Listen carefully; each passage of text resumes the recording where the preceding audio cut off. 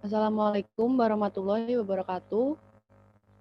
Perkenalkan kami dari kelompok 4 dengan anggota saya sendiri Fatiani Fitaraningrum, ada Mbak Kiki Wulandari, Dwi Wulandari, ada Mas Muhammad Anwar Fondeli, Mbak Okta Prameswari, dan Mbak Yeni Y. Siregar.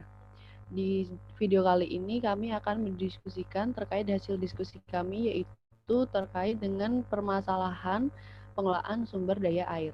Next. Permasalahan sumber daya air di Indonesia dibagi menjadi 3. Yang pertama yaitu ada permasalahan dari sisi pasokan atau ketersediaan. Yang kedua ada masalah dari sisi penggunaan, dan yang ketiga adalah permasalahan dari sisi manajemen. Yang pertama permasalahan dari sisi pasokan atau ketersediaan. Yang pertama pengaruh global climate exchange atau pengaruh perubahan iklim global. Pengaruh global climate change ini seperti efek rumah kaca atau pemanasan global dan sebagainya ini menyebabkan semakin seringnya dan semakin besarnya intensitas atau extreme climate event atau kejadian iklim yang ekstrim, yang sebagaimana dua kejadian yang berlawanan yang telah kita alami akhir-akhir ini seperti La Nina dan El Nino. La Nina ini adalah curah hujan dengan intensitas yang tinggi dan yang berlangsung lama di suatu tempat, sedangkan El Nino itu sebaliknya, yaitu kekeringan. Yang kedua ada kerusakan daerah aliran sungai. Semakin meluasnya degradasi das dan semakin tingginya sedimentasi akibat pembabatan hutan dan praktek pertanian serta perkebunan yang tidak mengikuti aspek konservasi tanah dan air,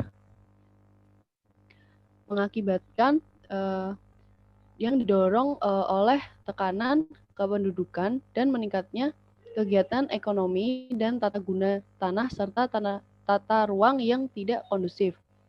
Yang ketiga ada kerusakan sumber air. Menyempitnya sungai-sungai karena tingginya tingkat kandungan lumpur akibat erosi dan sedimentasi yang disebabkan oleh rusaknya das maupun akibat sampah yang dibuang penduduk di sekitar sungai. Sungai yang menyempit akan sungai di waktu banjir. Adanya situ-situ yang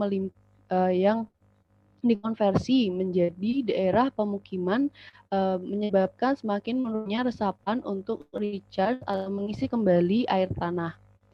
Tercemarnya sumber-sumber air seperti sungai, danau, dan waduk oleh limbah industri, penduduk, maupun pertanian. Yang keempat ada krisis air. Semakin meningkatnya kekurangan air dan konflik antar pemakai tentang penggunaan air yang terjadi, terutama pada musim kemarau di daerah-daerah rawan air meskipun siklus curah hujan yang relatif sama dari tahun ke tahun.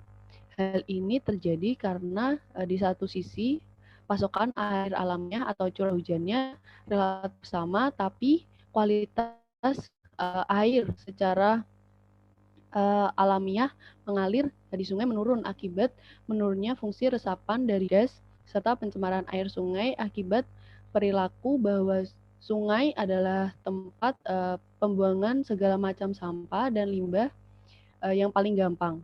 Di sisi lain, kebutuhan air semakin meningkat akibat pertumbuhan penduduk dan pertumbuhan ekonomi, sehingga telah terjadi ketidakseimbangan antara pasokan air dan kebutuhan akan air. Yang kelima ada pencemaran air tanah. Pada beberapa tempat air tanah telah tercemar oleh intrusi air laut dan limbah domestik dan industri. Hal ini akan membahayakan penduduk yang memakainya sebagai air minum. Terakhir ada ancaman hujan asam karena polusi udara yang telah mencapai ambang yang membahayakan atau pada tingkat tinggi yang biasanya terjadi di kota-kota besar.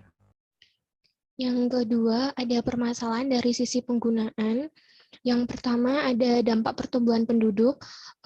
Pertumbuhan penduduk akan menimbulkan bertambahnya kebutuhan akan pangan dan bahkan tekanan yang sangat besar atas tanah atau lahan dan air. Penjelasan dampak pertumbuhan ekonomi.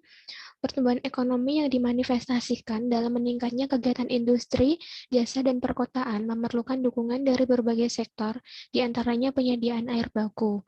Kebutuhan air baku untuk industri jasa dan perkotaan diperkirakan akan meningkat sebesar 2-3 kali dari kebutuhan. Yang ketiga, ada daerah irigasi beralih fungsi menjadi daerah pemukiman dan industri. Menurut perkiraan INUTS atau Indonesian National Urban Development Study yang dikutip dari World Bank, areal perkotaan di Indonesia secara fisik bertambah luas sebanyak 367.500 hektar atau kira-kira 25.100 hektar per tahun, di mana 60% pengembangan terjadi di Jawa, 20% di Sumatera, dan 20% lainnya di kawasan timur. Yang terakhir ada perilaku boros air tidak peduli dan tidak ramah lingkungan. Perilaku masyarakat yang boros air dapat dilihat dalam kehidupan sehari-hari, demikian juga pembuangan sampah dapat padat dan limbah cair ke air, dan sumber air tidak saja menyebabkan penyempitan sungai, tetapi juga menebarkan bau tidak sedap di sepanjang sungai atau kanal. Sekarang selanjutnya ialah permasalahan dari sisi manajemen. Dengan SDA yang dinamis, maka penanganan SDA menjadi terfragmentasi di beberapa departemen. Tiap sektor menanganinya, sehingga cenderung membentuk egoisme sektoral yang menitikberatkan kepada kepentingan masing-masing. Akibatnya, terjadi tumpang tindih maupun gap seperti kekosongan, tanggung jawab, dan wewenang institusi yang merencanakan dan membuat aturan. Institusi yang berhubungan dengan kualitas air misalnya. Saya sampai saat ini masalah lingkungan masih belum terpecahkan. Kelemahan koordinasi. Yang pertama ialah koordinasi pengelolaan sumber daya air di pusat maupun daerah masih lemah. Karena pengelolaan sumber daya air di pusat dan koordinasi dengan daerah masih belum ada komunikasi yang lebih cepat. Selanjutnya, lembaga koordinasi di tingkat pusat baru mencakup antar instansi terkait dan belum melibatkan seluruh komponen stakeholder secara lengkap. Yang ketiga, belum optimalnya fungsi lembaga koordinasi di tingkat provinsi, yaitu Panitia Tata Pengaturan Air atau PTPA, dan tingkat satuan wilayah sungai atau SWS, yaitu adalah Panitia Pelaksanaan Tata Pengaturan Air atau PPTPA di Jawa, dan belum berfungsinya atau terbentuknya PTPA dan PPTPA di provinsi luar Jawa. Yang kelima, yang keempat, PTPA dan PPTPA belum mencakup seluruh komponen stakeholder.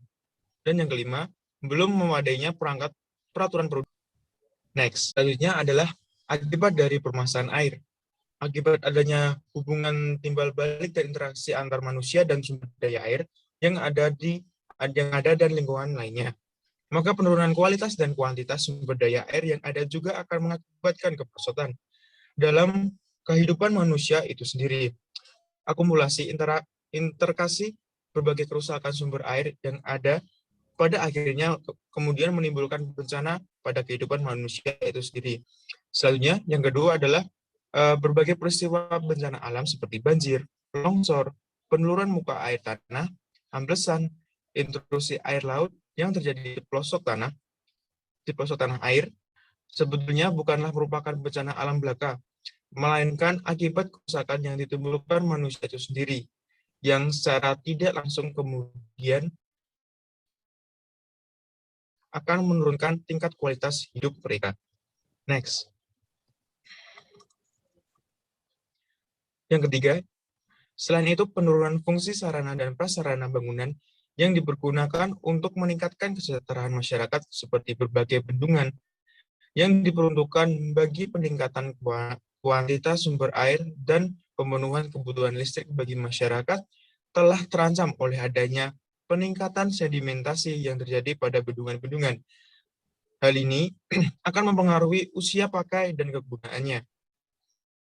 Peningkatan sedimentasi terjadi akibat adanya peningkatan erosi oleh adanya kerusakan lahan dan vegetasi di bagian hulu sungai yang merupakan konservasi sumber air bagi daerah aliran sungai yang ada.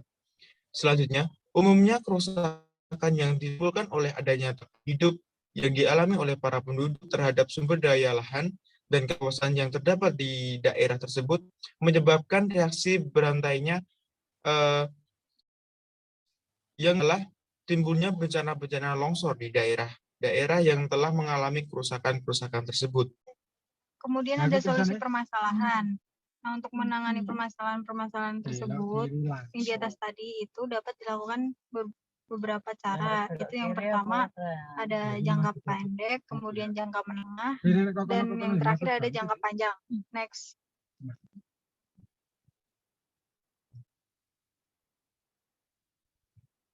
Yang pertama jangka pendek. Nah, program ini merupakan program yang memiliki jangka waktu berkisar antara 1 sampai 3 tahun yang dirancang untuk direalisasikan dalam waktu yang dekat. Kegiatan dalam program ini yaitu yang pertama menggalakkan gerakan hemat air. Dengan gerakan hemat air ini diharapkan semua masyarakat dapat memiliki persediaan air ketika musim kemarau datang sehingga tidak ada lagi krisis air. Kemudian yang kedua ada menggalakkan gerakan menanam pohon seperti one man to one tree. Nah, kesadaran masyarakat untuk menanam pohon ini dibiarkan tumbuh besar bisa menjadi salah satu kegiatan yang mampu mencegah terjadinya krisis air, di mana dengan banyaknya pohon yang mampu menangkap air, terutama di hulu, dimungkinkan air hujan tidak akan mengalir begitu saja di hulu ke hilir dan terbuang sia-sia ke laut, tetapi bisa tertadai dan dimanfaatkan ketika air mulai sukar didapat. Kemudian ada konservasi lahan, pelestarian hutan, dan juga daerah aliran sungai atau DAS. Kemudian ada pembangunan tempat penampungan air hujan seperti situ bendungan yang bisa dimanfaatkan saat musim kemarau. Kemudian ada mencegah seminimal mungkin air hujan buang ke laut dengan membuat sumur. Terakhir ada mengurangi pencemaran air baik oleh limbah rumah tangga, industri, pertanian maupun pertambangan. Next. Oke, solusi permasalahan yang kedua adalah solusi jangka menengah. Program jangka menengah ini merupakan sebuah program yang dimungkinkan dapat realisasikan dalam waktu kurun lebih dari 3 tahun. Nah, programnya antara lain yang pertama, pengembangan proyek pipa pemompa air tanah. Pengembangan proyek ini berguna ketika air yang tersedia di penampungan air hujan tidak dapat mencukupi kebutuhan warga ketika musim kemarau. Program yang kedua adalah perluasan penyaluran PDAM di daerah terpencil.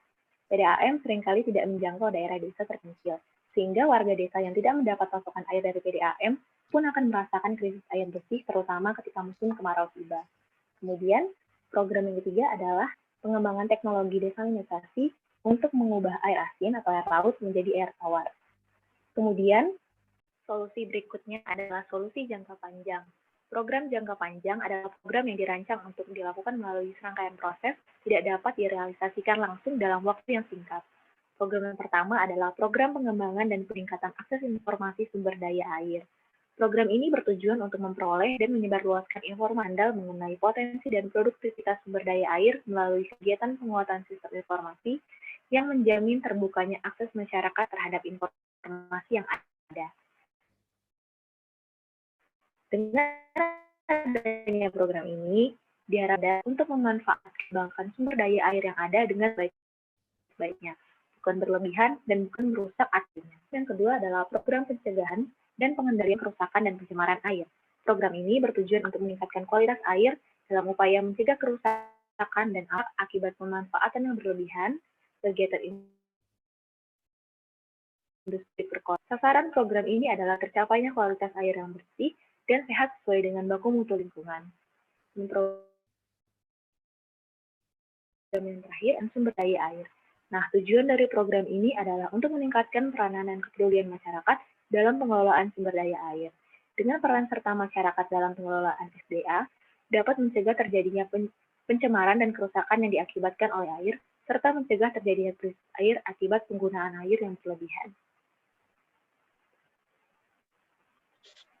Sekian hasil dari diskusi kami. Kurang lebihnya mohon maaf. Wassalamualaikum warahmatullahi wabarakatuh.